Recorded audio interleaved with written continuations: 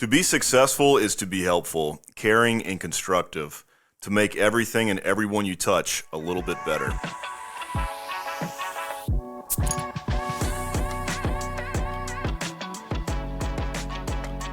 This is Wright Brennan with the Lost in the Midlands podcast, brought to you by Midlands Dumpster Services and Seawright Roofing. And today I am here with a real estate professional, a West Columbia mayoral candidate, Melissa Sprouse Browne. Melissa, thanks for hanging out today. Hey, man, thank you so much for having me. It is my pleasure to be here. I'm really excited to hear about your journey. I've seen your signs all over town. Wonderful. Yeah, got some good coverage. That's what you want to tell a real estate agent, that you've seen their signs all over town. Hey, listen, you're killing it with the signs, so kudos to you. And but before we get into the current stuff, the professional stuff, your political stuff, love to hear about your beginning stuff. Where are you from? I am from Spartanburg in the upstate. Cool. So a little small town. I come from a very humble background. So I was surprised. I was born to older parents. My father was 55 when I was born. Wow. I can't even imagine what that would have been like, because I'm almost there. That had to be hard. Yeah. So with my mom being 43, daddy 55, I've been around seniors my whole life. Very cool. And so, you were born in Spartanburg. Did you go to, what's the big school there? Dorman. Did you go to Dorman? I went to Dorman. Absolutely. My sister went to Spartanburg High School. We lived on the district line for District 6 and 7, so she went to Spartan High, but I went to Dorman. Of course, she's 14 years ahead of me, so didn't matter. It's all good. She was paving the way. Sure. Yeah. And then you went to USC. What brought you to Columbia? I chased a guy. You chased a guy. That's a good reason. Yeah, age-old story. Followed a guy, and didn't work out, but that's all right. That's all right. I loved it here. And so what were your first jobs here? Like, what were you getting into before real estate? Oh, man. I've done a little bit of everything, and I mean a little bit of everything. I have been the birthday hostess at Burger King. I learned to make biscuits at KFC. That was pretty cool. Nice. Right? I worked customer service at Toys R Us. Okay. During the Christmas season. Yeah. That was horrible, but it was educational. Right. For sure. And then, through school, I studied criminal justice and minored in journalism. And my whole thing was I wanted to chase criminals and then write about it, which I thought was going to be cool. Right? Interesting. Yeah. Yeah. So I thought about going to law school. Yeah. It's a lot of money. It's a lot of money. And I mentioned that I come from a humble background. That was just not a thing. Yeah. That was not a thing. So that's okay. Dream did not die. I actually did have the opportunity to chase some criminals and write about it. Really? Yes, really. Not as a police officer, but you were chasing down some bad guys. No, yeah, just as a victim, man. So, oh, Lordy. So I was the victim of a con artist. Her name was Sharon Johnson, and Holy she smokes. and her co-conspirator, Patricia Sullivan, who was a former postmaster here in Columbia and in Greenville, No kidding. conned a lot of people. And so it's okay that she conned me because I can take it, but it's not okay that she hurt others. Yeah. And so I spent 4 years chasing her down and finally was able to help send her and her partner to federal prison. Holy smokes. And I wrote a book about it called My Best Friend is a Liar, the real life story of a world-class con artist. My gosh, that does sound like something that needs to be in a book. I can tell there's a real story behind that. Well, thank you for helping the community in that aspect, getting rid of some bad guys. Absolutely. I'm sure that was something that probably took a lot. Just being con's got to feel terrible. In the small times that I've been scammed, it didn't feel good.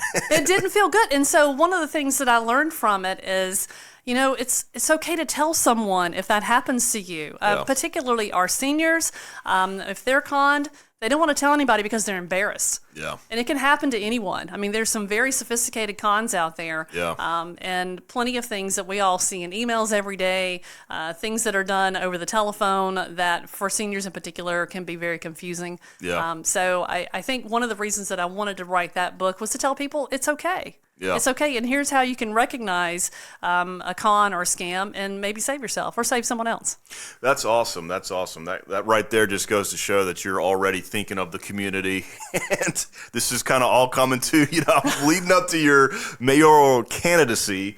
But at some point you also got into real estate, and I got to ask, what that was like, kind of that journey in. So. It was an interesting journey. I've always been the marketing girl, right? I have a graphic design background, self-taught, and learned early on how to put pictures and images together with words and make it pretty. Yeah. And so I have a varied background in graphic design. And so I became the marketing director for Bob Capes Realty. Cool. Back in the day, right? Yeah. So that was in the 90s. And then it became Century 21 Bob Capes Realty. And I love that. We had about 600 agents, and I was managing all the advertising, all the agent advertising. It was a big job, and I loved it. And so I was around real estate every day, and I'm watching people do the business, but I'm not in the business. And so Jimmy Derrick, who was the broker in charge at that time, he said, "You should get your license." I'm like, no, that's not me. I'm not a salesperson. I can't sell this. This is not what I would want to do. He insisted. He's like, okay, I'm going to send you to real estate school. I know a guy, he's got, at that time it's called Southern Institute of Real Estate, South Carolina Institute of Real Estate. Cool. Name's Chip Brown. And so he sent me to school. I went on weekends, thought, wow, this is hard. Yeah. Yeah. I took the class. Waited a year before I even wanted to try to take the test. So I'm like, this is not for me. Yeah. I'm not doing this. Finally took the test. And during the course of that, I met Chip Brown, who is now my husband. So that turned out to be a very, very fortunate meeting. Yeah, wow, that is. Yeah. So I got my license, still didn't do anything with it, but felt that I had done all I could do at Bob Capes. Right. So I was looking for other opportunities. I was hired as the creative director at Rush Marketing, which is an advertising agency that was in the Irmo area. Yeah. And you know what? I was there about 9 months, and it was a Friday afternoon, and my sister called me from Spartanburg, and she said, "Mama fell. It's bad. You need to come right now."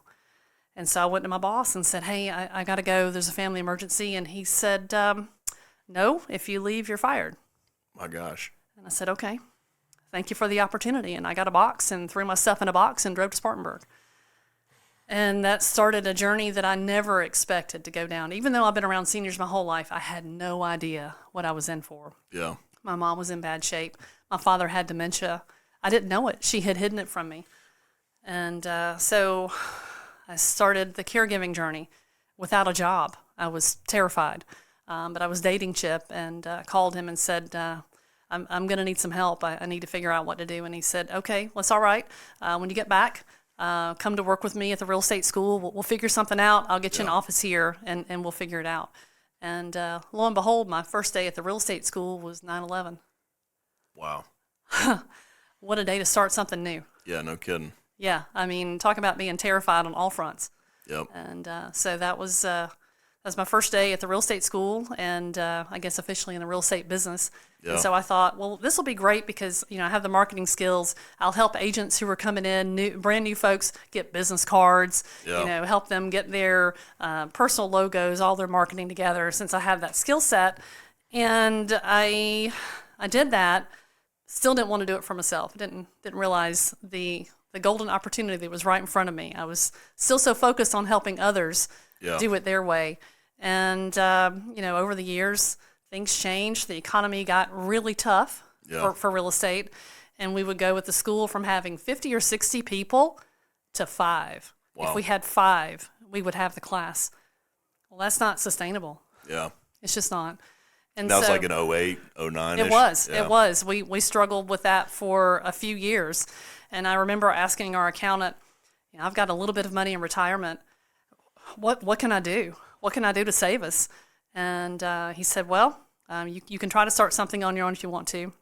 I thought that I was going to start to sell real estate, but real estate was tanking at that time. Yeah. So I took what I had, and it wasn't much, and I started a home care company called Seniors First Home Care because I clearly have a love for seniors, And from the struggles that I had with my own parents, finding things out too late to make a difference, it was very frustrating. And I thought, you know what, there's got to be somebody who can do this better. Right. Let it be me. Yeah. And so I started my in-home care company, and God blessed us. I mean, tremendously. Year over year over year, that company doubled, and it was incredible.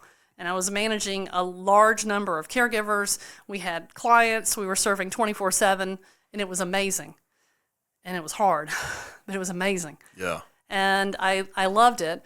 And in the middle of that, I would, every once in a while sell a house to a friend or family member, but it was still senior care. And I had a couple that moved here from Atlanta, and they wanted to make a really big home care. So they made an offer to buy mine and a franchise company called Bright Star. So it had a lot of zeros I'd never seen before. I mean, talk about having a retirement account. It would give me the opportunity to have something. So I said yes, and I sold my company. And with that also came a non-compete, which I thought, I'll never go back to senior care. Are you kidding me? This is great.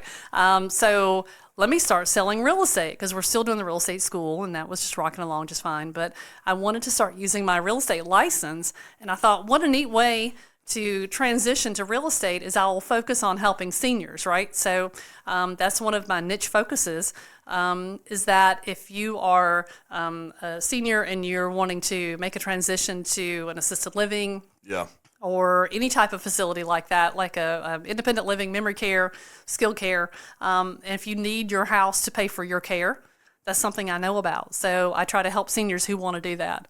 The other thing that I can do is if you have a loved one pass, I know a lot of people who are really good with estate sales and that sort of thing. And so that's just been sort of my focus. I do general brokerage as well, but I love that I have the chance to help people that way.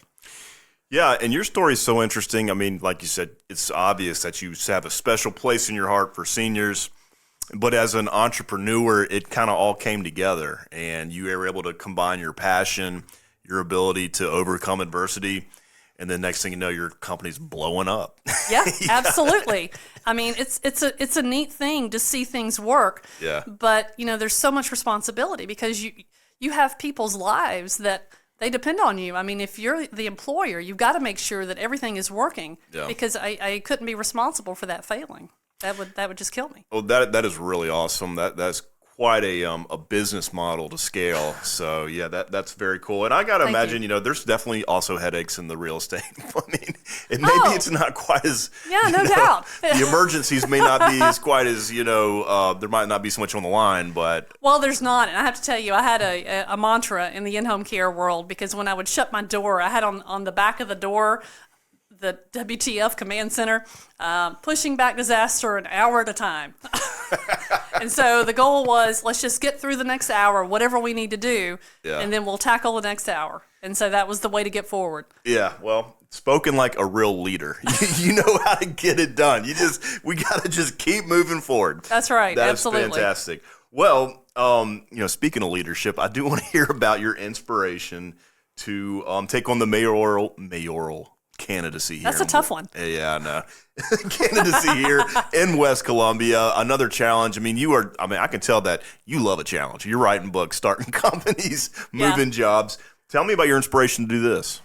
I want to serve, and that must be clear by now. Yeah. But you know what? I see things that make me sad in West Columbia, and I see things that just make me happy. Yeah. But I think that I could do it better.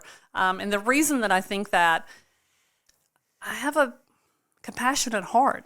Yeah. It matters to me what people think, and I see opportunities for improvement in our city government where people can be heard, really heard. Yeah. Not just listened to and discarded, but considered. Yep. And I think that that's a valuable thing to do. I think transparency is important. I think that honesty is important. I think leadership's important. But I think listening to what people want and what they need is of the utmost importance. Yeah. Well, okay, so tell me where you think where's the city doing well? Like, what is an exciting part of? We've had some great development in the River District. Yeah. I mean, a lot of people come across the bridge. They want to be in West Columbia for dining and entertainment. There's been some wonderful things that we've done. I served 8 years on the West Columbia Beautification Foundation as chairman. Cool. So I'm very proud of the work that we did to beautify West Columbia. We did a number of fantastic fundraisers and events, including Taste on the River, which I'm sure you've heard of. That's been a successful event for a number of years. I was happy to be the chairman when that event was started. Yep. Also, Tribute for Trees that we have done, where we have funded hundreds and hundreds of trees for the city of West Columbia and a number of beautification initiatives. So I think that economic development and beautification go hand in hand. Yeah. People want to be places that are nice, right? I mean, if you can go someplace and think that, oh, that's Instagrammable, right? This is a photo op for me, right? I'm going to put this on my socials, right? That's a place you want to be. And beauty is one of those things that ranks right up there with low taxes, right? For making somebody want to be a part of a community. I love that term. It's Instagrammable. That is. Oh my God, does that make me sound old? I think we need to make that your tagline. I'm just kidding. Oh my God, right? Absolutely. Tell me about entering the race. Tell me about a challenge of the campaign. Give us just a peek into what it's like to be to run a campaign. Time is the challenge. Time is the challenge. We are so busy in the real estate world. You just have to make time for everything. And so having a good organization is key. Yeah. I have been grateful to have people step up to help me. Yeah. And help me make sure that I can be where I'm supposed to be, when I'm supposed to be there, right. And that things get done that need to get done. So management is a big feature. It's just a matter of being where you're supposed to be. I promise.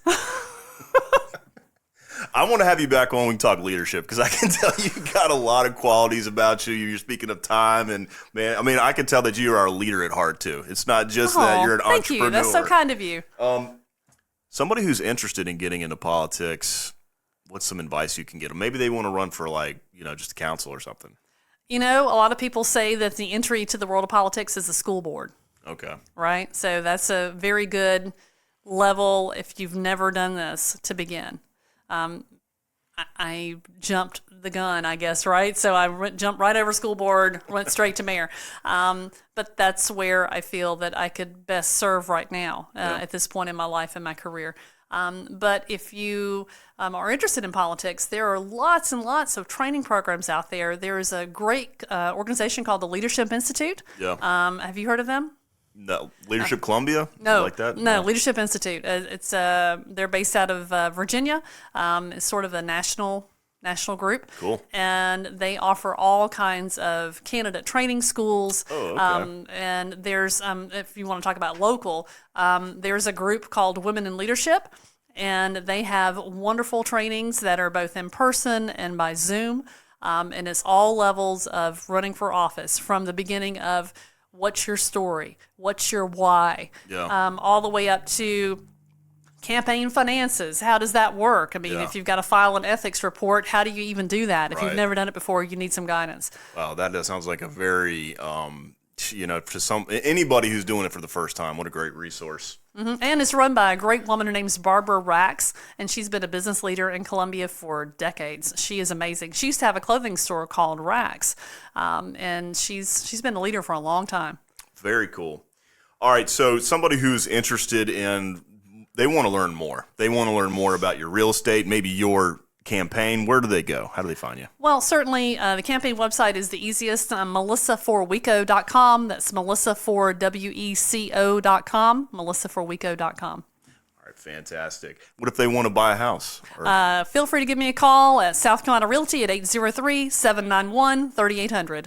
All right, fantastic. Hey, thanks for coming on today. This has been a lot of fun, and I've learned so much. So Thank you. This has been a real pleasure. Yeah, as for me, I really enjoyed the opportunity to get to know you just a little bit. All right, fantastic.